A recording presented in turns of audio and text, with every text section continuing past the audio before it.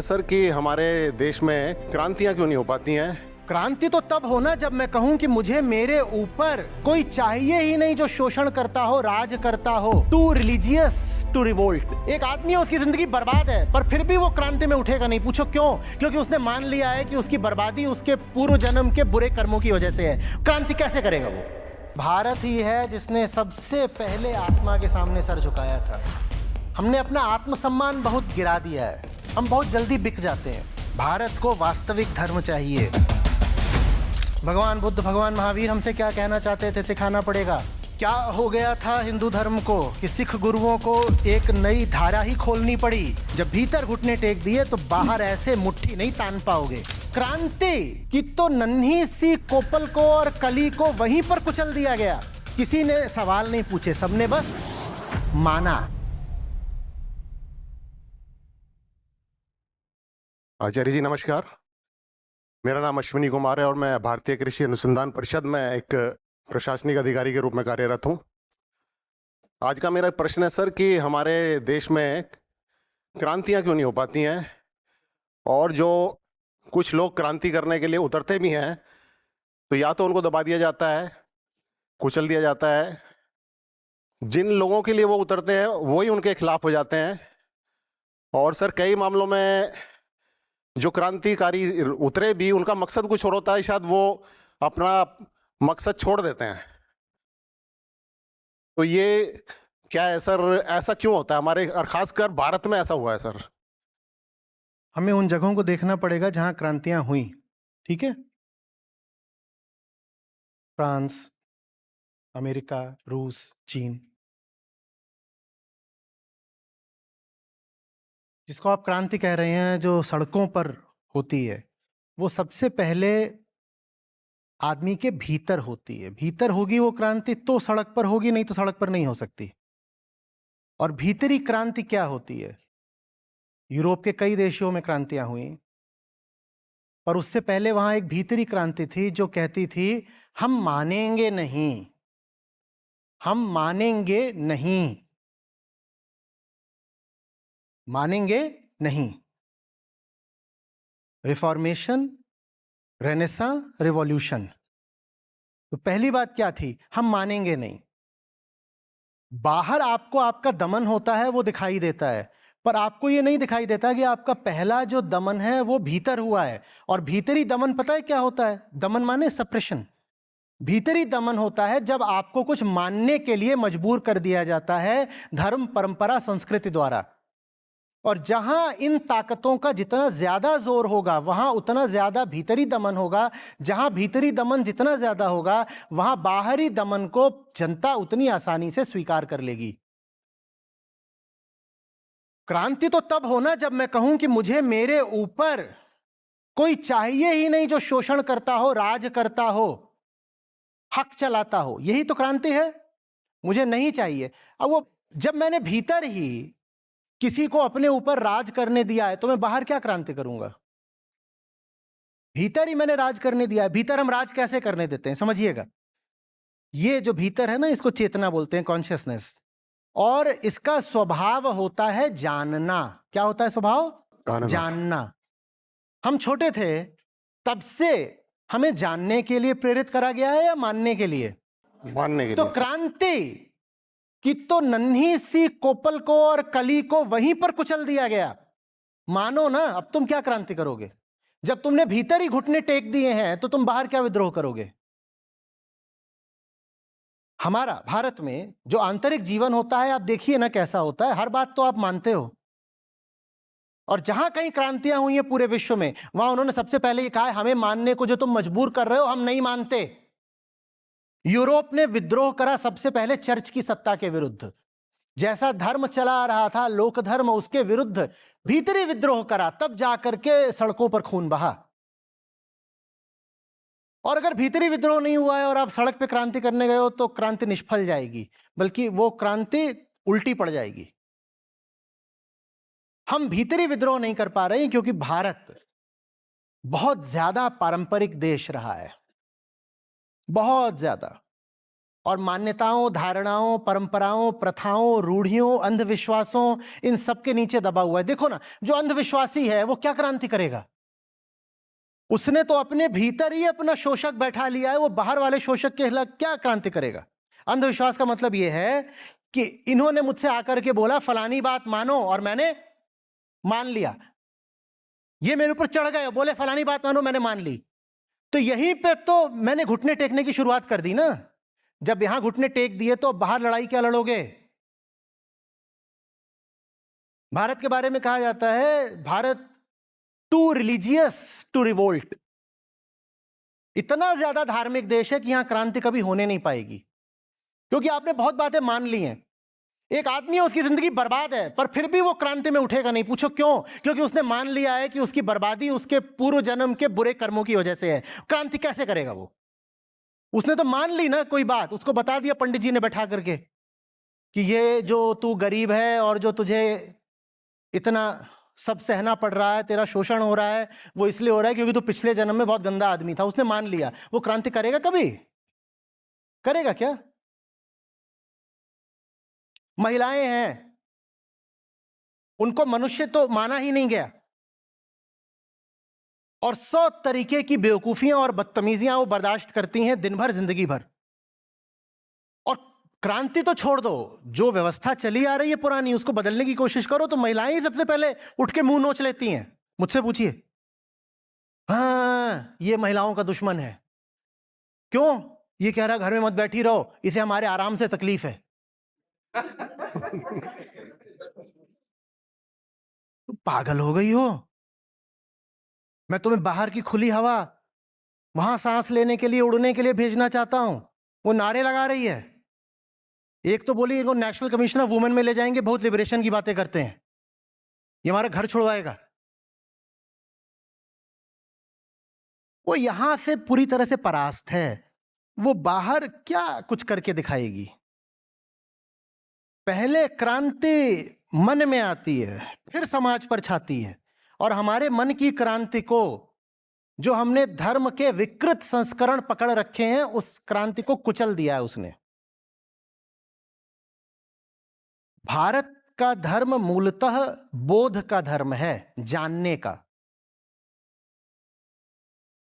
वैदिक धर्म कहते हैं ना अपना हम, हाँ। तो वेदांत जानने का दर्शन है। जानो, जानो, बोधो अहम। मैं सिर्फ बोध प्राप्त नहीं करता, मैं बोध ही हूं। यह है हमारा असली धर्म। लेकिन काल चक्र में हमने इस धर्म को मानने का, विश्वास का धर्म बना दिया, आस्था। हम तो ऐसा मानते हैं जी, हमारी तरफ तो ऐसा विश्वास है जी, हम तो ऐसा ही करेंगे जी। अरे तुम क्या कर रहे हो? नौ दुर्गा शुरू हो रही है, ये बकरी क्यों उठाए लेके जा रहे हो? जी काटते हैं जी। क्यों काटते हो जी? कौन खाता है बकरी को? निश्चित मानो ये सब पशु पक्षी, ये तो देवी के भी बच्चे बच्चियां हैं, देवी तो नहीं खाती। कौन खाता है जी? हम खाते हैं जी। तो तुम खाते हो तो उसमें तुम देवी को क्यों बीच में ला रहे हो? बस जी ऐसे ही चलता आया है जी। जहां ये चलता है ना कि जी बस ऐसे ही चलता आया है जी, वहां क्रांति कैसे होगी? ऐसे ही चलता आया है जी और हमने मान लिया है जी, तो काहे की क्रांति जी? जो चलता आया है चलने दो, चलता आया है चलने दो। तू तू नीचे बैठ, तू उधर रह, तू ये नहीं कर सकता, तू वो नहीं कर सकता, तेरी जाति में ये समस्या है, तेरा ऐसा है, तेरा वर्ण बेकार है। नहीं जी ये मैं कैसे, मतलब क्यों? अरे हमारी पुरानी किताबों में लिखा है, शास्त्रों में लिखा है, और जिसको ये बात बोली उसने मान भी लिया।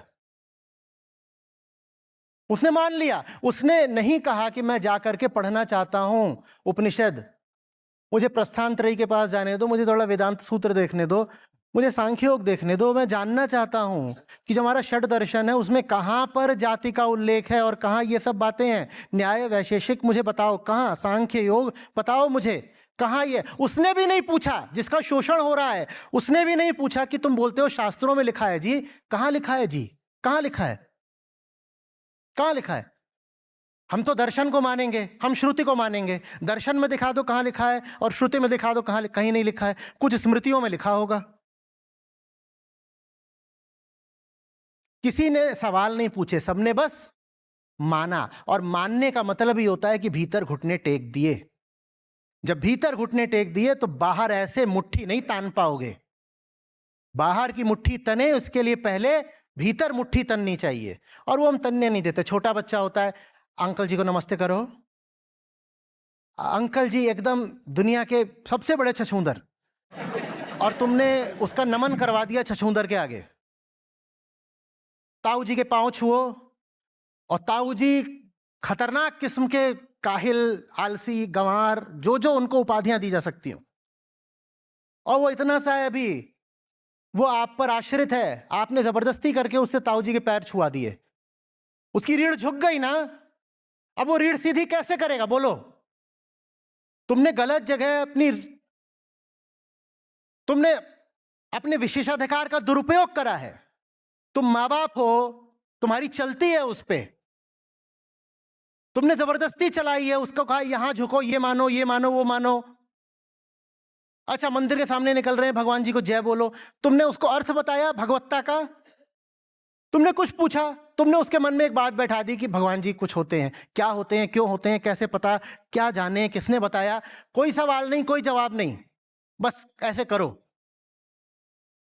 ऐसा करना होता है। ये दिन आ गया, चलो इस दिन फलाने कुएं में जाके बाल्टी पानी निकाल के ऐसे उधर को मुंह करके सरसों डाल के नहा लो, और वो बड़ा एक विस्तृत इलेबोरेट प्रपंच होता है। मैंने तो सिर्फ सरसों डाली, उसमें हींग, मेथी, और वो इतना सा देख रहा है, और सवाल वो कुछ नहीं पूछ सकता। थप्पड़ और मारोगे उसको सवाल पूछे तो। क्या क्या चल रहा है? कुछ भी चल रहा है, सवाल नहीं पूछ सकते, क्योंकि सवाल का कोई जवाब किसी के पास है नहीं। अब क्रांति होगी जहां सवाल तक नहीं पूछे जा सकते, वहां क्रांति होगी क्या? क्रांति होती है कि आकाश की वर्जनाओं को काटेंगे, उसके लिए पहले भीतरी पंछी के पंख तो खुले होने चाहिए ना। तुम भीतर ही उसके पंख बांध देते हो, बाहर क्या क्रांति करेगा? भारत में होंगी भी नहीं क्रांतियां। एक तरीके से देखा जाए, बहुत विद्वान है जिन्होंने कहा है कि शोषण की जितनी गहरी और जितनी लंबी परंपरा भारत में रही है, उतनी तो विश्व में कहीं रही नहीं। और ये जादुई बात है, चमत्कारिक, कि भारत में कभी कोई क्रांति हुई नहीं। भारत में कभी कोई क्रांति हुई नहीं। क्यों नहीं हुई? हम धार्मिक लोग हैं ना, और धर्म क्या है ये हम जानते नहीं। हमने धर्म की झूठी व्याख्याएं कर दी हैं, उन झूठी व्याख्याओं ने सब क्रांतियों का गला घोंट दिया, अबॉर्ट कर दिया उनको।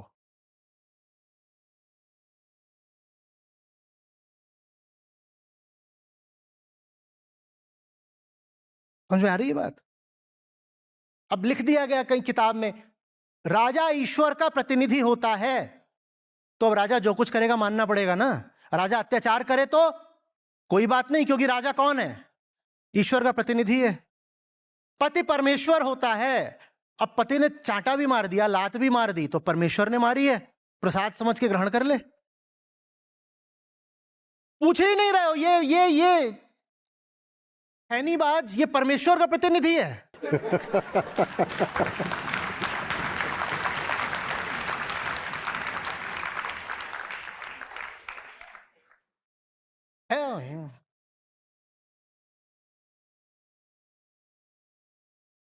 आज भी हैं जो नाम लेकर के नहीं पुकारती,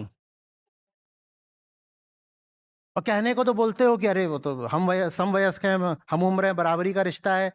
वो उसको तुम करके बात करेगा, वो आप करके बात करेगी। और पढ़े लिखे घरों में होता है। यहां क्रांतियां होंगी, वो किस दृष्टि से आप कहलाने लायक है बताओ? और किसी बाहर वाले को तो फिर भी गलतफहमी हो जाए कि वो इज्जतदार है। तुमने तो उसको पूरा देखा है, तुम अच्छे अच्छे से उसकी रग रग से, मने सब रगों से वाकिफ हो, तुम्हें पता है वो कितना जलील आदमी है। तुम कैसे उसको आप बोलती हो?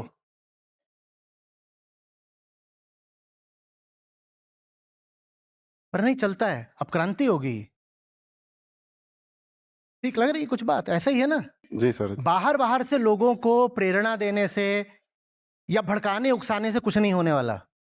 सर आपसे जुड़ने से पहले हमारा भी यही हाल था और अब कुछ टाइम से हम सुधर रहे हैं सर। मैं तो कहता हूं लोगों को ना क्रांति के लिए मत प्रेरित करिए, लोगों को वहां ले जाइए जहां से उनकी मान्यताएं सचमुच आ रही हैं। लो देखो कि जो बातें तुम मानते हो वो सचमुच आ कहां से रही हैं।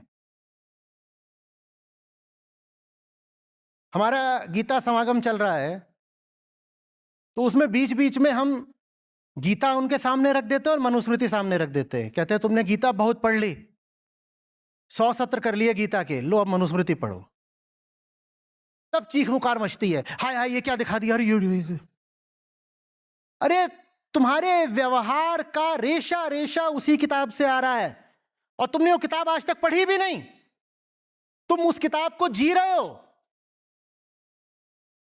छोड़ो कि उस किताब की प्रशंसा करनी है कि निंदा करनी है कि क्या करना है, जान तो लो कि तुम्हारा व्यवहार का एक एक हिस्सा, एक एक अंश, कोशिका आ कहां से रहे हैं, जान तो लो कम से कम। तुम जानना भी नहीं चाहते तो ये छोड़िए कि लोगों को मुझे क्रांति का हौसला देना है। मैं कह रहा हूं उनको ले जाइए और दिखाइए कि ये जो तुम अभी भी करते हो ना, अपने घरों में, समाज में, दफ्तरों में, राजनीति में, धर्म में, हर जगह, देखो ये कहां से आ रहा है, देखो देखो देखो कहां से आ रहा है। तो शायद लोगों को थोड़ा बुरा लगे, तो शायद क्रांति की कुछ संभावना तैयार हो।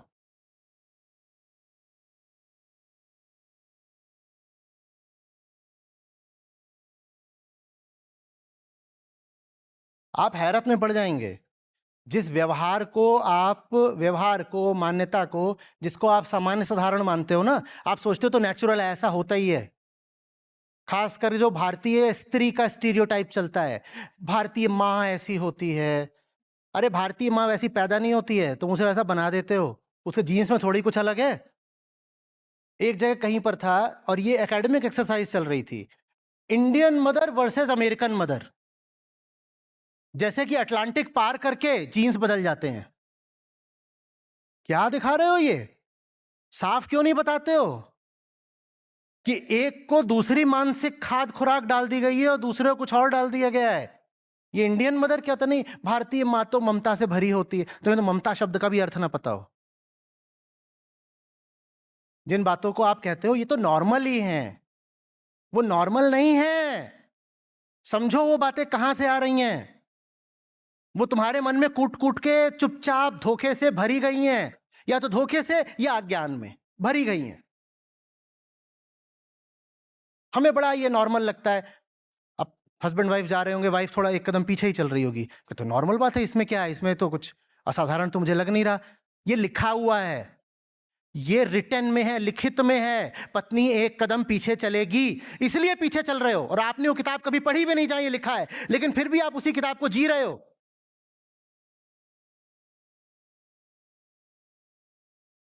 और अपने जितने व्यवहार के हिस्से होते हैं सारे, आप क्या सोचते हो कि ये आपके साधारण एटिकेट का हिस्सा है कि बड़े बोल रहे हो तो आवाज नहीं करनी है, सुनना है? ना ना ना ना ना, लिखा हुआ है, अथॉरिटी के सामने सबमिशन दिखाओ, ये लिखा हुआ है। आप इसलिए नहीं बोलते हो। तो एक तो फालतू की बात यह कि अथॉरिटी के सामने झुक करके रहो। कहते हैं ना बच्चा बिगड़ गया उल्टा जवाब देता है, ये कहीं लिखा हुआ है कि ये नहीं करना है, इसलिए ये आपके मन में आ गई ये बात। पर हमें हमारे मान्यता की जड़ भी नहीं पता। जब मान्यता की जड़ तक पहुंचोगे तो कहोगे यार नहीं चाहिए, अगर यहां से आ रहा है ये सब कुछ तो नहीं चाहिए, नहीं चाहिए।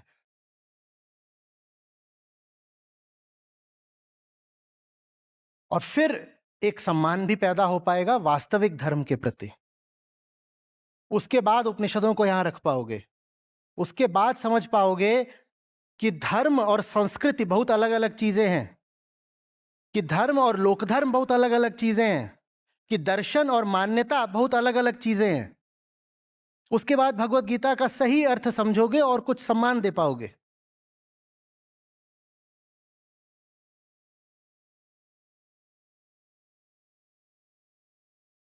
आध्यात्मिक भीतर अगर लॉ लग गई तो सामाजिक क्रांति निश्चित है। वो होगी, फिर होगी। जी सर, थैंक यू सर। प्रणाम आचार्य जी। मेरा नाम आशीष है सर, और मैं आपके व्यूज को एक्चुअली यूनिवर्सिटी ऑफ बर्कले का आपका सेशन अटेंड किया था जिसमें आपने डेमोक्रेसी की लिमिटेशंस पे चर्चा की थी। कहाँ पर करा था? यूनिवर्सिटी ऑफ बर्कले का जो सेशन हाँ, था हाँ। उसमें आपने डेमोक्रेसी के लिमिटेशन पे चर्चा की थी। तो डेमोक्रेसी इंडिया में और पूरे वर्ल्ड में जो अभी प्रैक्टिस में है उसका फ्यूचर क्या है अगर ये ऐसे ही रहती है, और आज उसका सिग्निफिकेंस कितना बचा है? क्योंकि हम देख रहे हैं कि डेमोक्रेटिकली इलेक्टेड पीपल जो हैं वो धीरे धीरे चेयर को इस तरह से राउंड कर रहे हैं, वो हमेशा उस पर बने रहे। ट्रम्प भी थर्ड टर्म की चर्चा कर रहे हैं, और सेकेंड तरफ जो उनके वोटर्स हैं वो बहुत ट्रिवियल इशूज पे फाइट करके लगातार कोई भी बड़े क्वेश्चंस रेज नहीं कर रहे। इस बीच में सर कुछ लोग जो अवेयर हैं, जैसा आप कहते हैं कि ओनस अवेयर लोगों पे है, वो कोई राइट वे नहीं फाइंड कर पा रहे हैं सिस्टम से वे आउट करने का। हम हमेशा एक लिमिटेड नंबर में होते हैं, और प्रॉब्लम ये हो जाती है कि जो क्लासिकल वे थे, प्रोटेस्ट करना, रोड ब्लॉक करना, सड़कें जाम करना, जो बड़ी बड़ी क्रांतियों में काम किए, तो आज वे जो है काम नहीं कर रहे हैं। हम देख रहे हैं सड़कें ब्लॉक भी होती हैं फिर भी स्टेट पे कोई फर्क नहीं पड़ता, प्रोटेस्ट बड़े बड़े होते हैं,